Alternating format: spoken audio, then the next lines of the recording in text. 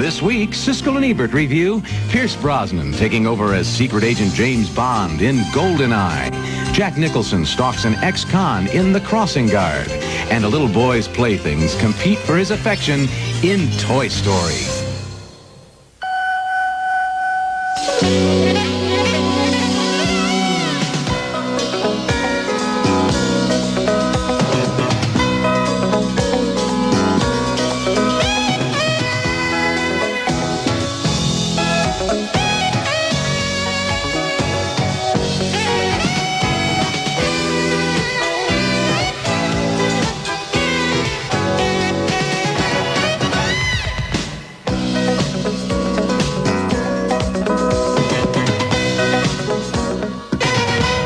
The Russian fail-safe systems. You just don't walk in and ask for the keys to the bomb.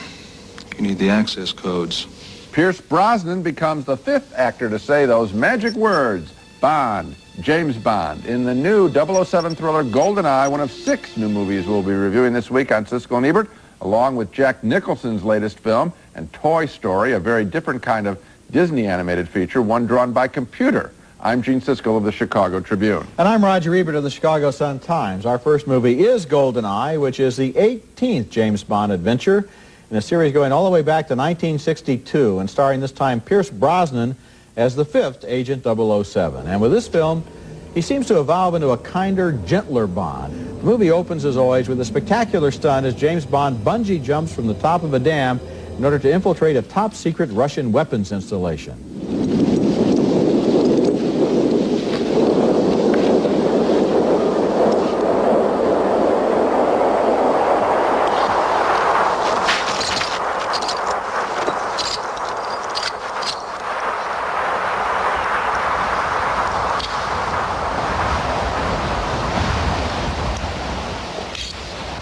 The women in Bond movies often have extremely suggestive names, and the villainess in Goldeneye is no exception. She's played by Famke Janssen. Ksenia Sergeyevna Onatop. Onatop?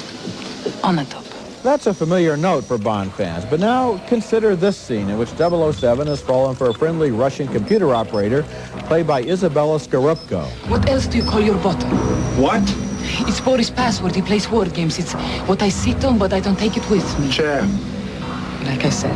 A little of that talk goes a long way, and the movie's strong points, as always, are the stunts, special effects, and action scenes.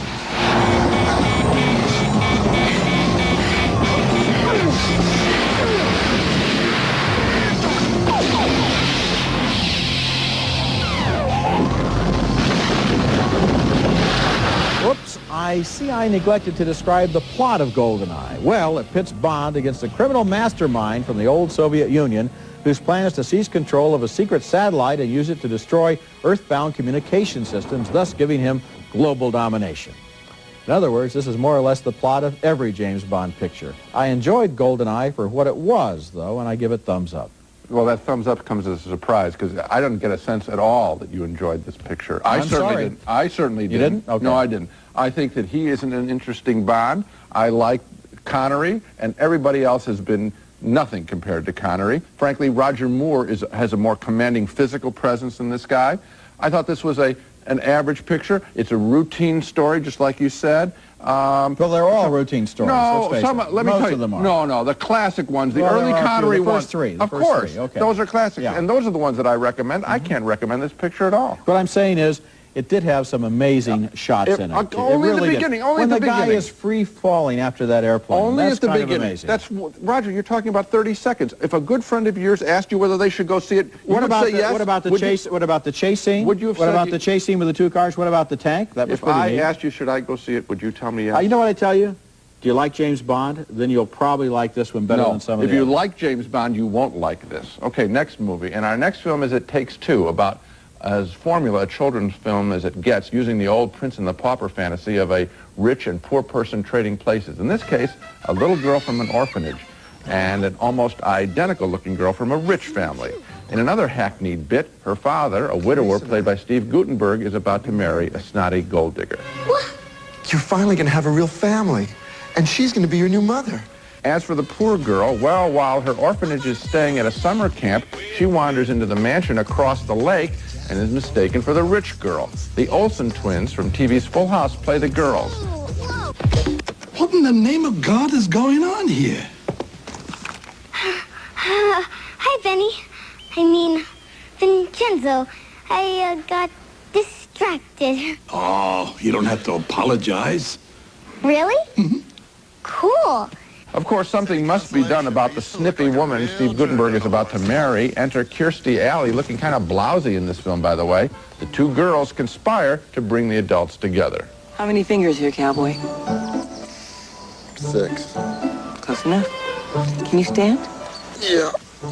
Oh. I'm not sure which is more bruised, my butt or my ego. Boy, that is lame. It Takes Two has been written like a TV sitcom, a bad TV sitcom. I can't say that young kids won't buy into the fantasy of switching places. I think they always will. But there is such lethargy to the direction of this picture, to the writing, to the comedy, that I can't recommend it. I can't think of a single fresh moment in It Takes Two. You know, the only bright spot for me was the fact that they used the Olsen twins as the two girls. Because whenever they have one person playing two characters, Right, you look for the I'm scene. always looking for the trick photography and the special Right. effects. And here I knew there were two girls, so I could relax. And then once I relaxed, You were that really was, that was relaxed. it. There was nothing else to look for. Yeah. Maybe they should have just used one person. You know, I didn't know it was twins, and so I did look for the seam in all the scenes, and then I really? realized there's nothing in this story. It's utterly, totally, completely predictable Yes. in every detail from beginning to end, and Yes. I always love it when key plot points are developed by having people accidentally see things through telescopes. Oh, yeah, that's always That's thrilling. always good. When we come back, the inventive new animated movie Toy Story about toys that come to life. Maybe once in my life. Ah, come on. All right, twice. Never. How often do you change long-distance companies? What's the point? They're all the same. Now there actually is something worth changing for. How's that? Sprint cents. On top of 10 cents a minute, you'll get cash back every year you're with Sprint. This is called money. 10 cents a minute and some cash back? Great. Thank you. Good idea. Yeah, I would like cash back. Who wouldn't? It pays to save. Sure beats making money the old-fashioned way, doesn't it? Call for 10 cents a minute evenings and weekends. Now with cash back. This holiday season, don't let a fortune pass you by. The Discover Card Big Payback is back, awarding 8 winners $250,000 each. Just shop with your Discover Card, and you're automatically entered in our holiday sweepstakes. The more you do, the more chances you have to win. Who would want to miss that? It pays to Discover, the card with the big payback. Use it where you see the Novus sign. To apply for your Discover Card, just call 1-800-DISCOVER. Value, service, and friendliness. That's what you get at Janet Lee Shops. Janet Lee buys and sells only clothing that's in style, in season, and like new. The buyers at Janet Lee carefully select the merchandise to assure that you get top quality in new and near-new clothing, because we know you want the best. The Janet Lee Shops are particular in what they buy and sell. They're particular because you're particular. There's a Janet Lee near you. A commitment for life in Colorado, Rocky Mountain HMO. A commitment to make each day better than the last, with a caring touch that's good for everybody. What more can you ask? A commitment for life in Colorado, Rocky Mountain HMO. No, not now, Slink. I got some bad news. Bad news? Just gather everyone up for a staff meeting and be happy. Got it. Be happy. A cowboy named Woody, with a voice by Tom Hanks, is the king of the other toys in the bedroom of a little boy who owns them. When the kid is out of the room, the toys come alive, and they have some terrific adventures in Toy Story. Kids will probably enjoy it on that level, but for grown-ups, the movie may be even more amazing, because this is the first feature-length film made entirely by computers, every single frame. Look at the detail and the sense of three-dimensional movement through space in this scene as the toys send out a reconnaissance patrol to report on new toys arriving for a birthday party.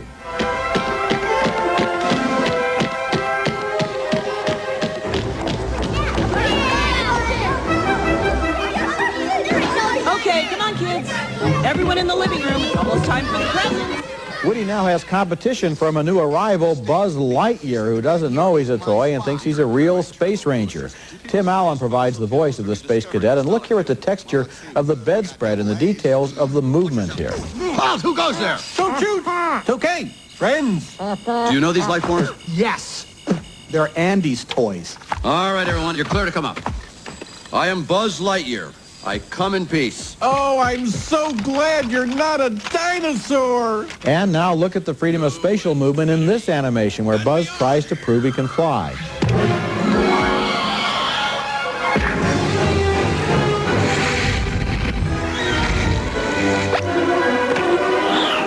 The story of this movie is not really the equal of its technique, turning into a combination of a buddy movie and a chase picture, but look here at the convincing glimpses of the street racing past. This really looks good. We're almost there. Rock the ramp.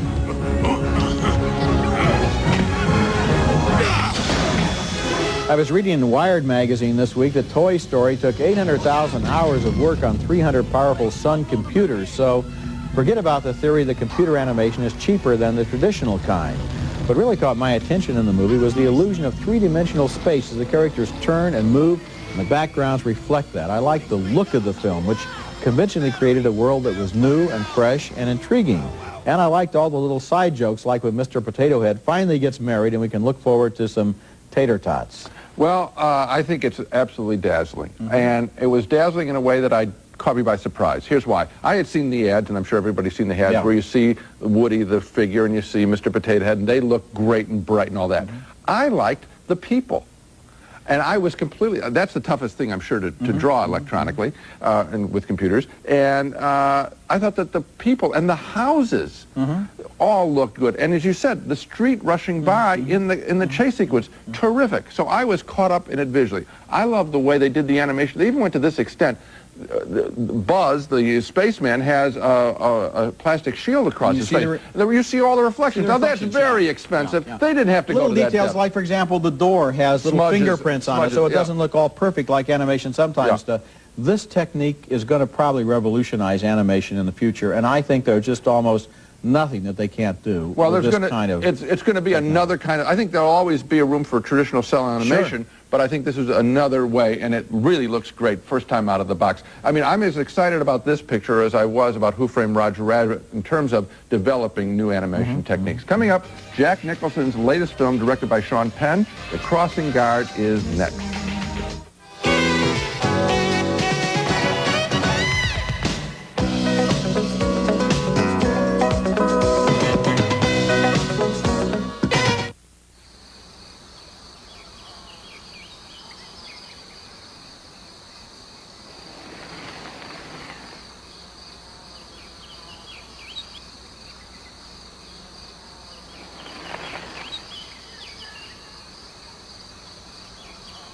Life doesn't always treat you right. Make sure you have a health care plan that does. Sloan's Lake, health care plans for everyday life.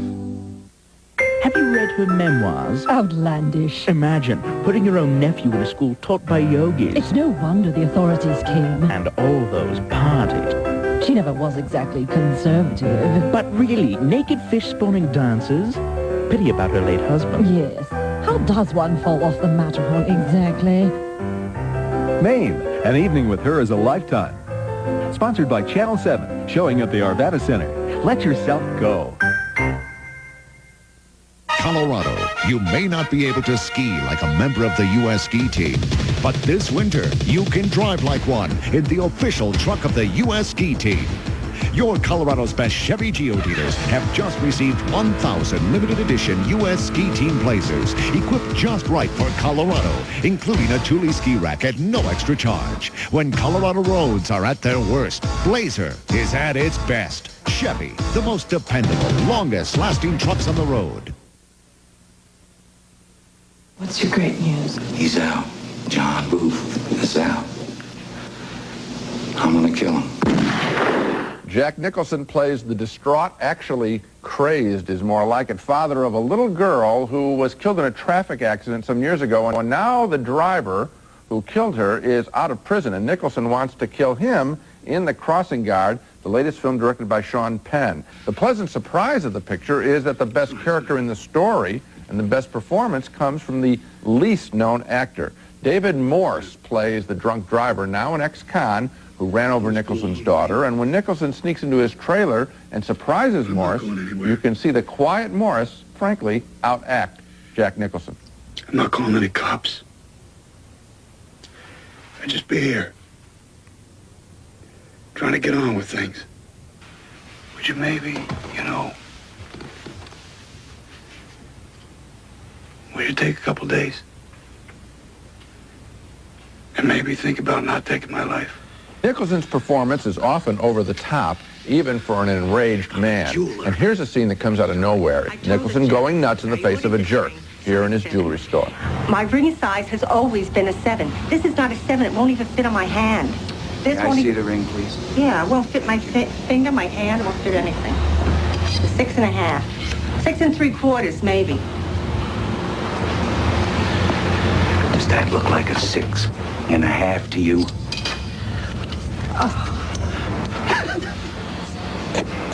You were right. You're a perfect 7. Perfect 7. A better moment? Nicholson and his ex-wife in the film, played by his former lover, Angelica Houston. It made you so small and weak.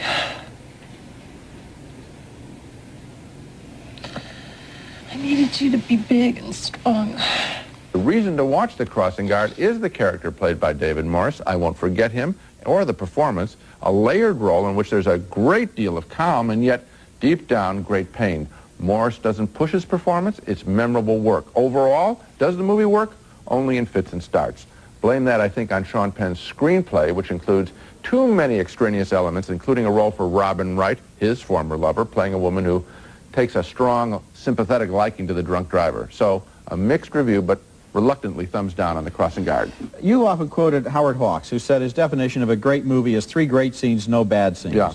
This movie has 3 great scenes. Yeah, but plenty of bad ones. The scene between Nicholson and Houston, the scene between Morse and Nicholson early in the film, and the scene between them late in the film. But it has a lot of bad, including the final scene, which was almost unsupportable. I almost felt like the movie should have ended before the final scene. Let me tell you, there are a whole bunch of people in this world, sadly, who can relate to this situation. Losing a child, which is probably one of the most cataclysmic things that can happen to anybody. And reportedly, you never get over it. No one ever gets over it. It's with them every day, every hour of their lives. That's great drama. It would be it's interesting. The movie should have had a stronger through line all the way through. You're right. Stay on David Morse, and you got a terrific picture. Yet I honor the good stuff in the movie. I think that Penn is a very good director. He needs to become a little better writer and editor. When we come back, the strange story of a man named Theremin who invented an otherworldly musical instrument and then disappeared for half a century. Does cooking with less fat make your family less than enthusiastic? Introducing Campbell's new reduced fat cream soups. With half the fat, but rich, creamy Campbell's taste your family will love. Campbell's. Better. It seems like just yesterday that Dave Metcalf and his son Terry did everything together. But, as they often do, things changed. Then, Dave got USSB on his new 18-inch digital satellite system. USSB is a new entertainment experience with his favorite channels in digital sound and picture. Now, Dave and Terry are looking at things in a whole new light. Does cooking with less fat make your family less than enthusiastic? Introducing Campbell's new reduced fat cream soups. With half the fat, but rich, creamy Campbell's taste your family will love. Campbell's. Better. Our next movie is an unusual documentary called Theremin, an electronic odyssey. And I want to start my review with a clip from a 1951 science fiction movie named The Day the Earth Stood Still. And as you watch this, pay special attention to the soundtrack. That eerie, otherworldly sound is created by a musical instrument named the Theremin.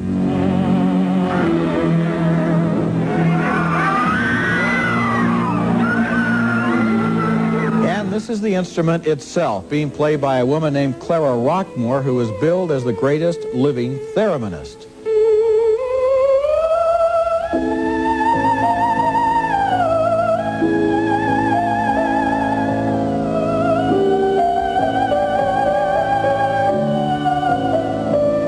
The The instrument was invented by this man, a Russian-born inventor and musician named Leon Theremin, seen here in 1928.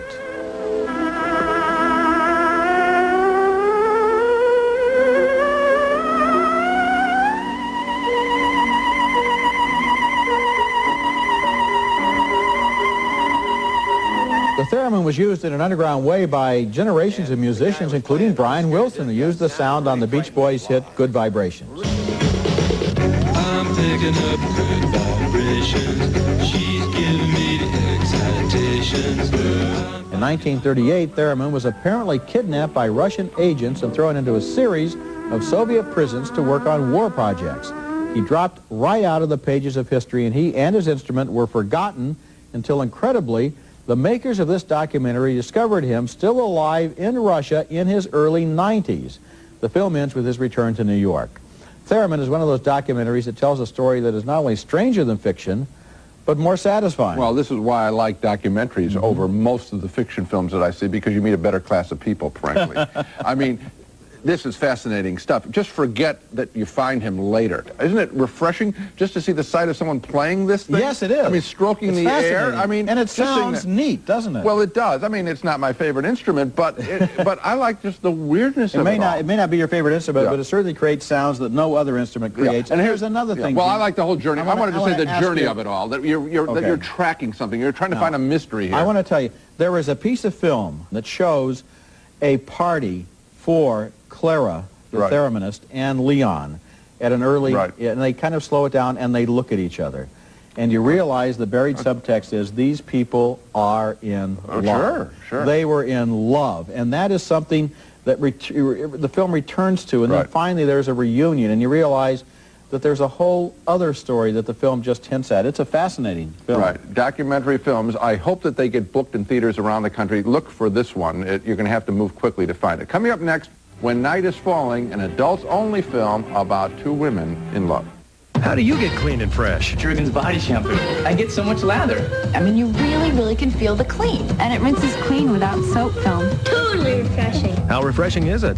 You feel fresh. You come out with some bounce in your step. This freshness is fabulous. Sounds like you love the clean, fresh feeling. Showers will never be the same. I just feel incredibly clean. I'm never gonna let you go. Jergens body shampoo, now in a new moisturizing formula. Another beautiful idea from today's Jergens. On sale now, it's Tim Allen. I shave in the morning and the afternoon. I look like this. And he's turning into Santa. Oh my gosh. Who's down there?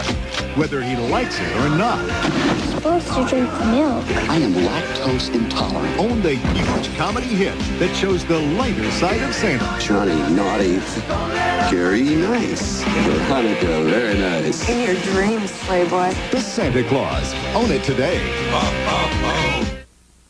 There was a party the other day in Dinuba, California. The Ruiz family and all the folks at El Monterey were celebrating the first shipment of their new El Monterey Mexican Grill burritos, enchiladas, and quesadillas. Everyone agreed they're the best tasting frozen Mexican foods ever. But there was still one big hurdle. Grandpa Lewis. Fortunately, he approved. And now El Monterey Mexican Grill is headed your way with love from everyone here in Dinuba, California. It's never happened before. It may never happen again. The Lakewood Fordland Clearance Center has been assigned a special inventory with orders to liquidate all vehicles. Immediately. Regardless of profits. Save $3,000 on a 96 F-150 XLT and pay just $99 a month. Save $5,000 on a 96 Explorer. It's simply the greatest automotive offer ever made. The Lakewood Fordland Clearance Center. Hurry before it's over. The Century Plaza, offering the finest in luxury, service, and Southern California style, adjacent to Beverly Hills on LA's fashionable West Side. The Century Plaza Hotel and Tower, a Westin hotel. Our next film is When Night is Falling, the story of a professor at a Protestant college who becomes enamored of a lesbian circus performer. Both are very pretty women, and this movie by director Patricia Rozema is always lovely to look at, even though many of its plot points are absurd. Here's where the two women first kissed. They're played by the beautiful Pascale Boussiere and Rachel Crawford.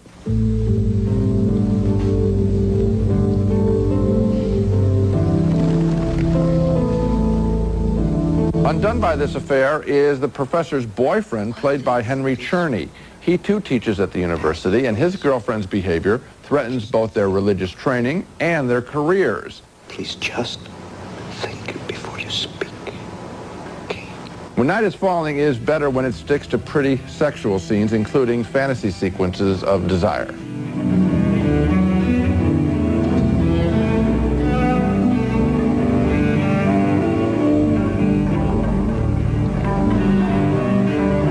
That's the level at which When Night is Falling works, sexual dreaming. But many of the plot points, including the dean of the college popping over to the professor's apartment just as she's getting a back rub, are plain silly. So a mixed review and thumbs down from me on When Night is Falling.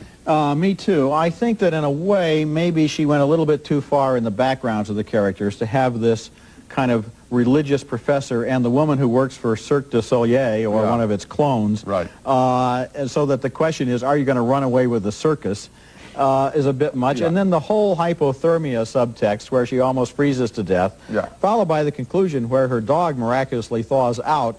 I felt that at some point somebody should have just put a rein on the screenplay and said, hey, just tone it down a little bit, it'll work a little better, or you're trying too hard. You know why? Because these two women are good actresses, and frankly, the most interesting scene is right in the laundromat. There's no special effects here, or no backstory. These are two individuals, one turned on and one about to be turned on. The human stuff works better than the whole surrounding. You got it. Now let's recap the movies we reviewed on this show. A split vote on Goldeneye, the latest James Bond adventure. The story left me out in the cold. My reaction to Pierce Brosnan was indifference. Roger, however, enjoyed the film for what it was. 2 thumbs down for It Takes Two, the simple-minded kids movie about two girls switching places.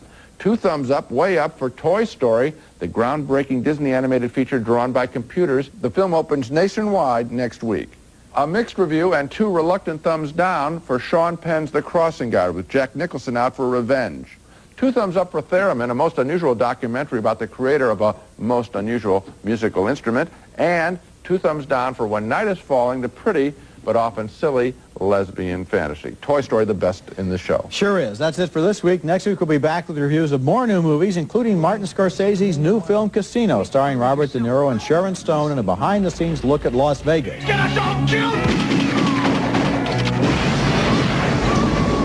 Also, Money Train, starring Wesley Snipes and Woody Harrelson, as New York transit cops planning to hijack an armored subway train. What the hell are we going to do? We can't stop this thing even if we wanted to. Go faster.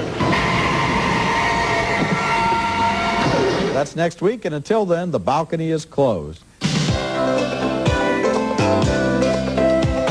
Take in the adventure and freshness of the great outdoors with Aspen, the exhilarating cologne for men. The Game of Knowledge, the exciting and educational game for children and parents too. The Game of Knowledge, new from University Games. Glade Clip-Ons, the refillable air freshener designed specially for your car, now with more freshening power. Experience Bridges, the romantic new fragrance inspired by the movie The Bridges of Madison County. Bridges, some moments last forever.